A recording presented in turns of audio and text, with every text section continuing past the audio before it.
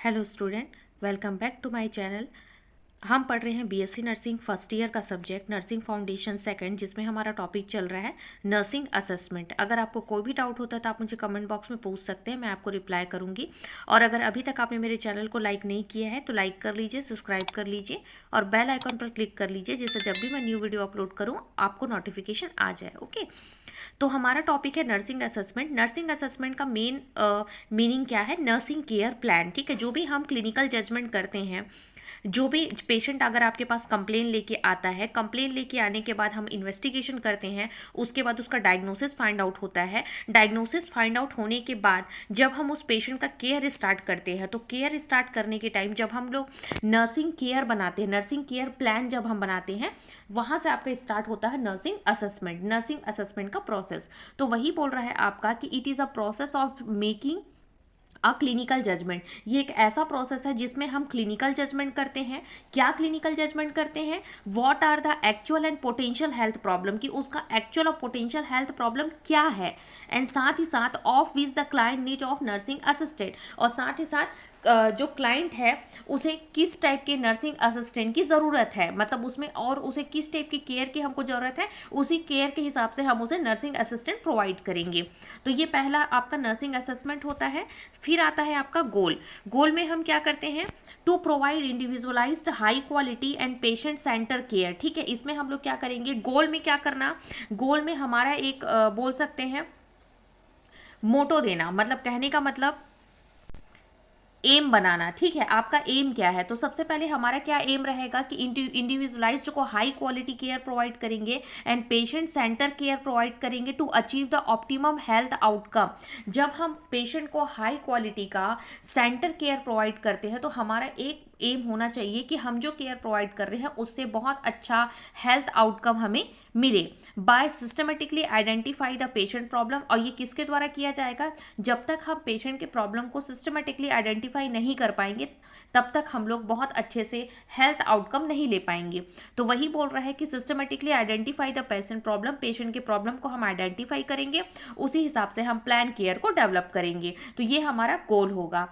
फिर आता है प्लानिंग। प्लानिंग में क्या बोला है? It involve a series of step in which the nurses and client set priorities. मतलब क्या बोला है? प्लानिंग में क्या करना? जैसे आप प्लान करते हो, आपको कहीं जाना है, आपको ट्रिप पे जाना है, या फिर आपको अपने लाइफ में जैसे आपको स्टडी करनी है, तो आपका ऐसा है कि आप प्लान करेंगे, सिस्टमेटिकली प्लान करेंगे कि हाँ पहले मैं ये करूँगा, पहले हम क्या कर रहे हैं? आप सबसे पहले क्लास 1 में गए, उसका 12th में गए, उसके बाद आपने बोला कि नहीं मुझे ग्रेजुएशन करना है, ग्रेजुएशन के बाद आपने प्लानिंग किया मुझे पोस्ट ग्रेजुएशन करना है। तो इस टाइप का आप प्लानिंग कर रहे हैं। तो वैसे ही हम असेसमेंट और केयर का हम प्लानिंग करते हैं कि पेशेंट का जब हम डायग्नोसिस फाइंड कर डाली, उसके बाद हमने गोल बना लिया कि हम लोग जब सिस्टमेटिकली प्रॉब्लम को आइडेंटिफाई कर लिए, आइडेंटिफाई करने के बाद हमने गोल बना लिया कि हमको बहुत अच्छे लेवल पे ऑप्टिमम हेल्थ का आउटकम होना चाहिए, कि पेशेंट हमारा ठीक होना चाहिए। अब पेशेंट को ठीक करने के लिए हम क्या करेंगे? प्लानिंग करेंगे। तो वही बोला है कि इसमें series of step in which the nurses and client set priorities. इसमें क्या करेगी? जो एक सीरीज ऑफ स्टेप में, मतलब स्टेप बाय स्टेप नर्सेज जो होगी वो सीरीज बनाएगी और क्लाइंट का प्रायोरिटी सेट करेगी कि क्लाइंट को सबसे पहले कौन से केयर की जरूरत है। ठीक, तो द प्लान टू रिजॉल्व और minimize the identify problem of the client. ये जो प्लान होगा, जो जो प्रायोरिटीज के हिसाब से सेट करेगी नर्सेज, उस प्लान का मीनिंग क्या होगा कि रिजॉल्व करना, किसी भी प्रॉब्लम को रिसॉल्व करना, और मिनिमाइज द आइडेंटिफाई प्रॉब्लम, जो भी प्रॉब्लम आपने आइडेंटिफाई किया है डायग्नोसिस के अकॉर्डिंग उसको मिनिमाइज करना, उसको कम करना, मतलब प्रॉब्लम को रिसॉल्व करना एंड प्रॉब्लम को कम करना, मिनिमाइज करना। ये प्लानिंग का पहला रूल रहेगा। फिर to coordinate the care provide by the all the health team member. जो हेल्थ टीम मेंबर उस पेशेंट को केयर प्रोवाइड कर रहे हैं उनको कंटिन्यू कोऑर्डिनेट करेंगे कि हाँ ये मेडिसिन कंप्लीट हो गया पेशेंट का, ये इंजेक्शन कंप्लीट हो गया, बोल सकते हैं कि बेड बाथ हो गया, हेयर केयर हो गया, जो भी पेशेंट जो भी कर रहे हैं, पेशेंट का जो भी पेशेंट नर्सेस केयर कर रही है, सारे टीम मेंबर से हमको क्या करना है? आपको कोऑर्डिनेट करना है, कि हमको पूछना है कि प्रॉपर पेशेंट का केयर हो रहा है या नहीं हो रहा है, सारी चीज़ों को ध्यान देना है। फिर आता है आपका रैशनल। रैशनल क्या बोला है आपका नर्सिंग असेसमेंट में? That nurse use to provide systemic client center and goal oriented care it is a consider rational. ठीक है, जब एक जो नर्स है, जब पेशेंट को सिस्टमिक क्लाइंट सेंटर में, मतलब एक सेंटर इंडिविजुअलाइज्ड रख के उसको जब सिस्टमिक केयर प्रोवाइड करती है, गोल बना लेती है, तो इसे हम लोग रैशनल में कंसिडर करते हैं। ठीक है, जब केयर प्रोवाइड कर ली, पेशेंट का गोल बना ली और केयर प्रोवाइड कर ली, तो उसको हम लोग रैशनल में कंसिडर करते हैं, because if involve the critical thinking, clinical judgment and reason approach to identify patient need and developing a care plan. मतलब क्यों बोला जा रहा है ये क्योंकि ये किस में इन्वॉल्व होता है, जब हम रैशनल बनाते हैं तो ये एक क्रिटिकल थिंकिंग में इन्वॉल्व होता है, साथ ही साथ आपका क्लिनिकल जजमेंट में भी इन्वॉल्व होता है, and rational approach to identify the patient need. ठीक है, साथ ही साथ क्या होता है, पेशेंट को किस किस चीज की नीड है उससे हमको और ज्यादा आइडेंटिफाई होता है, और क्या होता है, और हमारा केयर प्लान भी इससे डेवलप होता है। मैं आपको समझा रही हूँ क्या बोल रहा है एग्जैक्टली। रैशनल में क्या होता है, जब हम किसी भी क्लाइंट के केयर का गोल तैयार कर लेते हैं, गोल तैयार करने के बाद हम उसका प्लानिंग तैयार कर लेते हैं, तो जब गोल और प्लानिंग तैयार हो जाता है तो इसको हम क्या कर सकते हैं, जैसे मतलब जैसे बोल सकते हैं आप, जब आपने कोई काम, आपने प्रायोरिटी सेट की, प्रायोरिटी सेट करने के बाद जैसे आप एग्जाम हॉल में क्वेश्चन पेपर आपके पास मिलता है, आप उसके बाद क्वेश्चन बनाने स्टार्ट करते हैं, first question, second question, third question, तो जो जो क्वेश्चन आप बना रहे हैं तो आप उसमें राइट टिक करेंगे कि ये कंप्लीट हो गया, ये कंप्लीट हो गया, हम टिक करते हैं, तो उससे क्या होता है, आपको ये आइडेंटिफाई हो जाता है कि हाँ हमारा फर्स्ट नंबर, सेकंड नंबर का क्वेश्चन जो है वो कंप्लीट हो गया, क्योंकि आपने राइट टिक लगा दिया है। तो सेम जो होता है रैशनल भी वही है कि जब हम प्रायोरिटी सेट कर लेते हैं, क्लाइंट को सिस्टमेटिक केयर प्रोवाइड करने का गोल सेट कर लेते हैं, तो ये हमारा रैशनल में कंसिडर हो जाता है। रैशनल में कंसिडर होने से हमको क्या आउटकम होता है, critical thinking, clinical judgment and reason approach. मतलब क्या क्या हम लोग को आइडेंटिफाई हो रहा है कि पेशेंट कहीं जब हम उसको केयर प्रोवाइड कर रहे हैं तो पेशेंट को कोई साइड इफेक्ट तो नहीं आ रहा है। साइड इफेक्ट क्रिटिकल थिंकिंग में आपका मेनली क्या आता है, आपका इंटेलिजेंस आता है। ठीक है, आपने जो भी चीज़ें यूज़ करी, आपके मेमोरीज आते हैं, ठीक है, आपके आईक्यू लेवल आते हैं, तो उससे हमको पेशेंट के अंदर कोई भी अगर एबनॉर्मलिटीज़ दिख रही है, जब हम गोल और पेशेंट का केयर प्रोवाइड करते हैं तो उस समय अगर कोई भी एबनॉर्मलिटीज़ हमको पेशेंट में दिख रही है तो वो हमको पता चल जाएगा, क्योंकि रैशनल में हम उसको क्या कर रहे हैं, कहीं ना कहीं आउटकम ले रहे हैं, हम टिक लगा रहे हैं उसमें। फिर जैसे कि क्लिनिकल जजमेंट, हमको और अच्छे से पता चलेगा कि जो भी हम डायग्नोसिस जो भी पेशेंट का आया है और हम लोग उसमें जो भी हम केयर प्रोवाइड कर रहे हैं वो सही जा रहा है या नहीं जा रहा है। Then reason to approach to identify the patient need, इसके अलावा हमको और एक कारण पता चलेगा कि पेशेंट को और किस किस चीज़ की ज़रूरत है।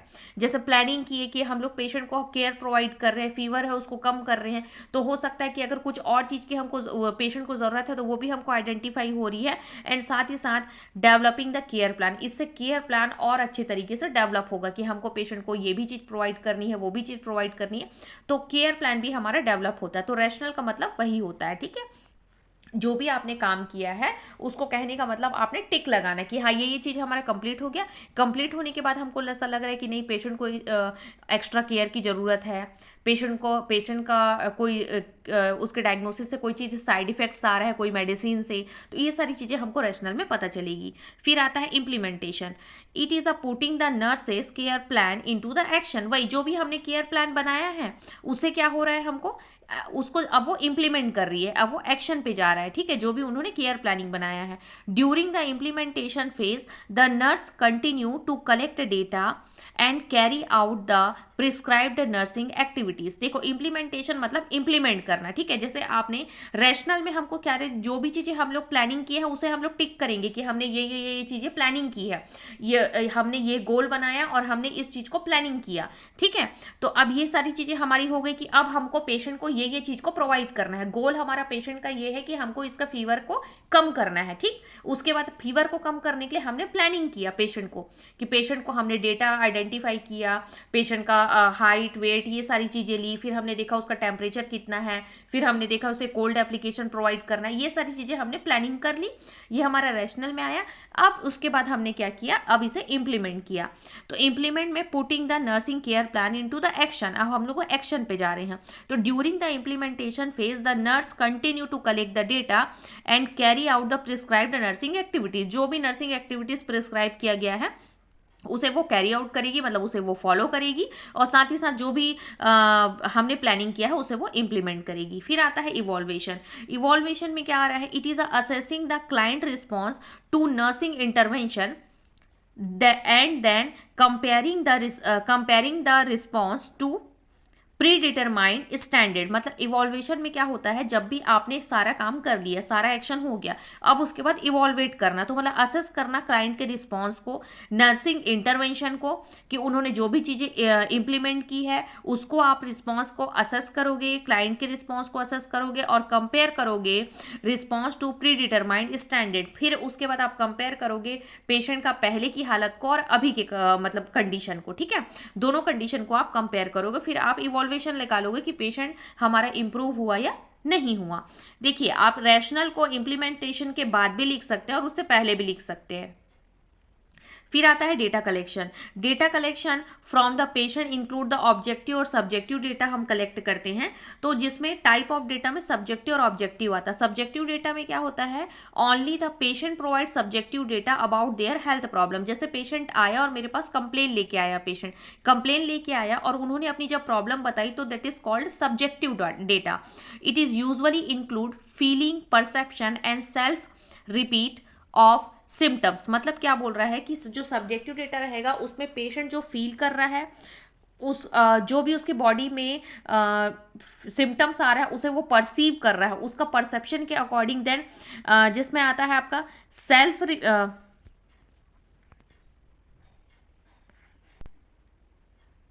सॉरी, ये रिपेयर है, सेल्फ रिपेयर ऑफ सिम्टम्स। उसका जो सिम्टम्स है वो हो सकता है कि फीवर कल बहुत ज़्यादा था, आज थोड़ा कम है, या शाम को बहुत ज़्यादा हो गया था, रात को कम था। तो इस टाइप का जो सेल्फ रिपेयर सिम्टम्स है वो सारी चीज़ें अपने आप को बता रहा है, अपनी जितनी भी फीलिंग्स है, तो वो कहलाएगा सब्जेक्टिव डेटा।